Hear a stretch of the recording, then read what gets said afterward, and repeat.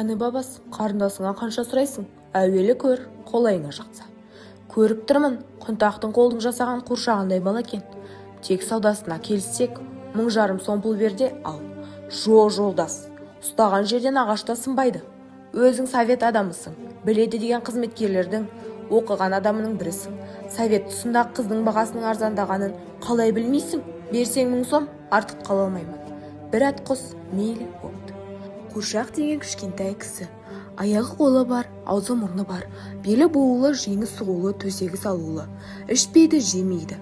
Қолдан жасайды, базарда сатады. Қыз балалар ойнайды, бірінен бір алады.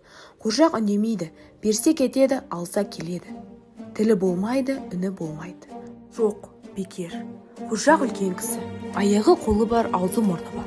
Белі буылы, жеңі сұғулы, төсегі салулы. Ішеді, жейді. Қолдан жасамайды, базарда сатпайды, қазақта сатады. Бірінен бір алады, берсе кетеді, алса келеді. Тілі болмайды, үні болмайды. Бүгінгі сөз Ильяс Жансүгіровтің Қуыршақ әңгімесі тұсында болмақ. Бұл шығарманы әрбір қазақ оқуы тиіс. Себебі қыз бала ұлттың болашағы. Қазақ қыздың нәзік болмысымен қайсар рухы қатар тоғысқан заман бізден айналып өтпесі анық. Олай дейтінім, қазіргі қоғамда да бұл тақырып өз өзектілігін жойған жоқ.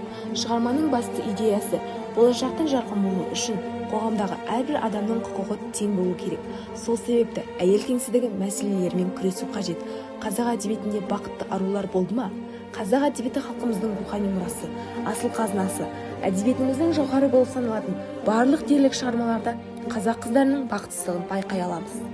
Қазақ әдебиетінің асыл құнды деген шығармаларында әйел теңсіздігі белең алған. Бақытсыз жамал, шұғаның белгісі, гауһартас сынды шығармаларда қазақ қыздарының бақытты өмір сүріп жүргенін көрмедік. Тіпті қыздардың жолы болып, өзі қалаған жаңа тұрмысқа шыққаны жайлы шығармалар жоқтың қасы. Барлық шығарманың сюжеттік желісі бір. Әрине ол әйел теңсіздігі. Қазақ қыздарының сауат ашпауы, оқыған қыз бұзылады дегенмен өмір сүруі, қыздың ойымен санаспауы, қалың малға айырбастауы. Оның бәрі қазақ тарихында болған оқиғалар. Ендеше құрметті оқырман, Ильяс Жансүгіровтің Қуыршақ әңгімесінің немен аяқталғанын білгіңіз келсе, оқуға кеңес беремін.